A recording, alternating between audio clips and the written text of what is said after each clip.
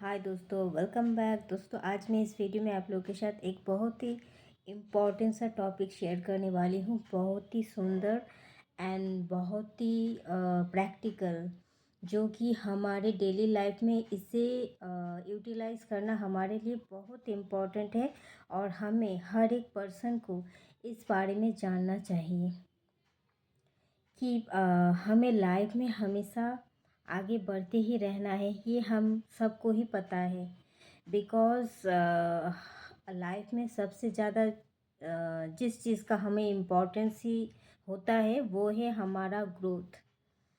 हमें लाइफ में हमेशा हमारा ग्रोथ चाहिए होता है। हमें हमेशा आगे बढ़ने की भूख होनी चाहिए, बिकॉज़ यही एक चीज़ है जो कि हमें ज़िंदगी में जीने में मदद करते हैं। लाइफ में कुछ भी हो जाए, कोई आ जाए, कोई चला जाए, कोई रुक जाए, कोई बिना रुके, कोई आपको सम्मान करे, कोई ना करे, कोई आपको पूछे, कोई ना पूछे, जो भी हो जाए आपके साथ लाइफ में, आप दुखी रहो, सुखी रहो, कुछ भी, बट आपको हमेशा खुद को खुद की फर्स्ट प्रायोरिटी होनी चाहिए। एंड इस प्रायोरिटी ऐसे नहीं कि मुझे ज़्यादा खाना है, मुझे ज़्यादा पीना है, इस बारे में नहीं।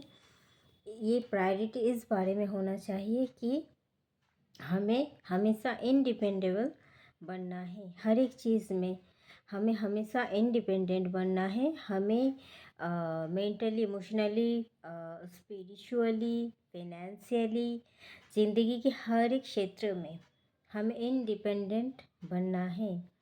और ये हमारी लाइफ का जो को डिपेंडेंस इशू होता है, ये हमारा लाइफ का सबसे बड़ा इशू होता है। यही एक इशू है जो कि हमें ज़िंदगी में कभी ना ही खुश रहने में मदद करते हैं, ना ही कभी हमें आगे बढ़ने देते हैं। ये हमेशा हमें रोक के रखते हैं और दूसरों के ऊपर डिपेंडेबल बना देते हैं, जो कि हमारा दुख की मेन कारण होता है। इससे हमारा दूसरों से एक्सपेक्टेशन बढ़ता है एंड दूसरों से हमारा नेगेटिव अटैचमेंट बनता है। एंड इससे हमें फेयर ऑफ लूजिंग जैसा इश्यूज क्रिएट होता है। और हमें हर एक चीज़ हमें अपने हिसाब से चाहिए होता है। कंट्रोलिंग इशू आ जाता है। ये हम जानबूझकर नहीं करते हैं, ये ऑटोमेटिकली आ जाता है। तो इसे हील करने में बहुत टाइम लग जाता है, बहुत कुछ हमें गंवाना पड़ता है। बट इससे हमें इसीलिए हमेशा क्या सही है, क्या गलत है, क्या चीज़ करने से हमारे अंदर कौन सा चीज़ें क्रिएट होता है, ये समझना भी हमें बहुत ज़्यादा ज़रूरी है। इसीलिए हमें लाइफ में कुछ भी हो जाए, बट आगे बढ़ते ही रहना चाहिए। बिकॉज़ एक नदी का पानी, अब आप हमेशा देखोगे ये बहता ही जाता है, बहता ही जाता है। ये कभी भी रुकता नहीं है, जिस वजह से हमें बहुत अच्छा लगता है नदी का पानी देखने में, बिकॉज़ ये बहुत स्वच्छ होता है एंड निर्मल होता है। और ये बहता हुआ देखने में बहुत ही सुंदर लगता है। तो हम भी अगर ऐसे लाइफ में चलते ही जाएंगे, बहते ही जाएंगे, तो ये हमारे लिए भी हमारे लाइफ को बहुत सुंदर बना देगा। बाहर से इसे देखने में भी बहुत सुंदर ही लगेगा। और अगर हम रुक गए, आप देखो कि नदी का पानी अगर रुक जाता है तो उसका पानी भी गंदा हो जाता है एंड वो और निर्मल स्वच्छ नहीं रहता है। वो एक जगह स्थिर हो जाता है, पानी गंदा हो जाता है और उस नदी को कोई देखना तक दूर की बात, छूना भी नहीं पसंद करते। तो इस तरीके से हमारा लाइफ भी होता है। अगर हम भी रुक जाते हैं कहीं भी जगह, किसी भी चीज़ को लेकर स्टक हो जाते हैं हमारे लाइफ में, और आगे बढ़ने की भूख हमारे अंदर अगर ख़त्म हो जाता है, अगर हमें जीने की इच्छा ही नहीं रहता, या फिर कोई भी चीज़ अचीव करने की हमें कोई इच्छा नहीं रहता, या फिर दूसरों के ऊपर डिपेंडेबल होके एक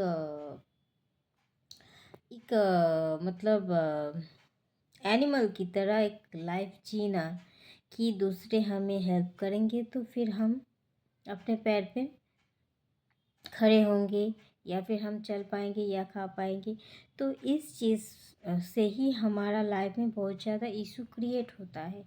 तो आप लाइफ का हर एक मोमेंट को एंजॉय करो, आप लाइफ के हर एक डिसीजन को, आप लाइफ के हर एक रियलिटी को एंजॉय करो, आप लाइफ की हर एक स्टेप को आप एंजॉय करो, बट अपने डिज़ायर को फुलफ़िल करते हुए इसे एक्सेप्ट करो।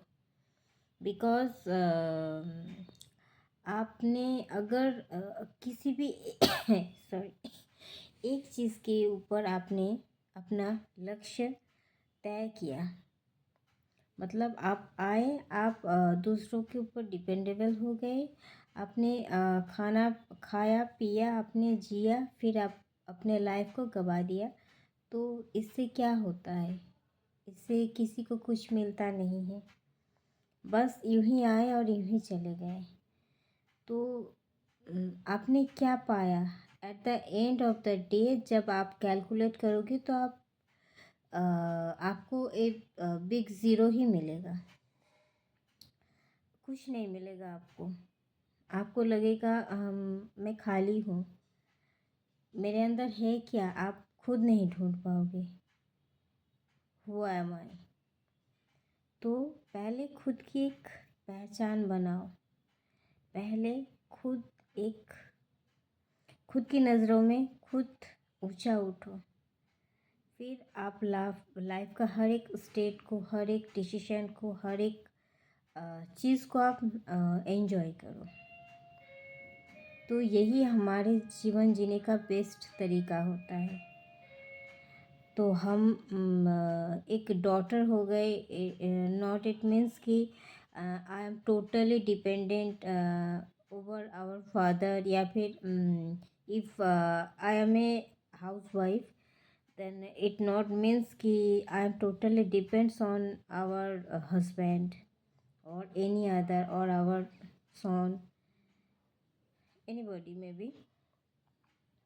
So ये मुझे नहीं लगता ये कोई इंटेलिजेंट व्यक्ति ऐसा सोचे या फिर सोचता है। तो थैंक यू दोस्तों, मैं इस वीडियो में इतना ही कहना चाहती थी।